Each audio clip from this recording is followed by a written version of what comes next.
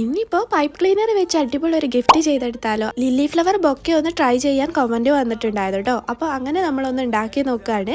അപ്പോൾ നമുക്ക് സിമ്പിളായിട്ട് ഇതിൻ്റെ പെറ്റൽസൊക്കെ ചെയ്തെടുക്കാൻ പറ്റും കേട്ടോ. ഞാനിതിൽ കാണിച്ച പോലെ തന്നെ ചെയ്തെടുക്കുക. അപ്പോൾ ഇതുപോലെ 6 പെറ്റൽസ് ഉണ്ടാക്കി എടുക്കുന്നുണ്ട്.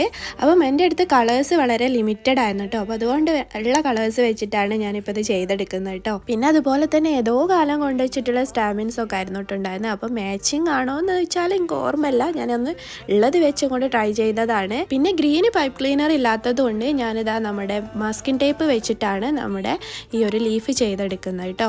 അപ്പോൾ ഇതാ ഇതുപോലെ കളറൊക്കെ ചെയ്ത് കൊടുത്ത് റെഡിയാക്കി എടുത്തിട്ടുണ്ട്. ഇനി ഇതാ ഇത്രയും കളേഴ്സാണ് ഞാൻ ചെയ്തെടുത്തുള്ളത് കേട്ടോ. അപ്പോൾ ഞാനിതൊന്ന് സെറ്റ് ചെയ്ത് നമ്മുടെ റിംഗിൾഡ് റാപ്പിംഗ് ഷീറ്റ് വെച്ചിട്ടാണ് നമ്മൾ ഇതുപോലെ ബൊക്കെ ചെയ്തെടുത്തുള്ളത് കേട്ടോ. അപ്പോൾ നമുക്ക് ഗിഫ്റ്റ് കൊടുക്കാൻ പറ്റിയിട്ടുള്ള ഹാൻഡ് മെയ്ഡ് ആയിട്ടുള്ള ഒരു അടിപൊളി ഐറ്റം തന്നെയാണ്. എല്ലാവരും ഒന്ന് ട്രൈ ചെയ്ത് നോക്കൂ കേട്ടോ. ആർക്കെങ്കിലും ഗിഫ്റ്റ് കൊടുക്കണം എന്നുണ്ടെങ്കിൽ പെട്ടെന്ന് തന്നെ ട്രൈ ചെയ്യാം. Thank you.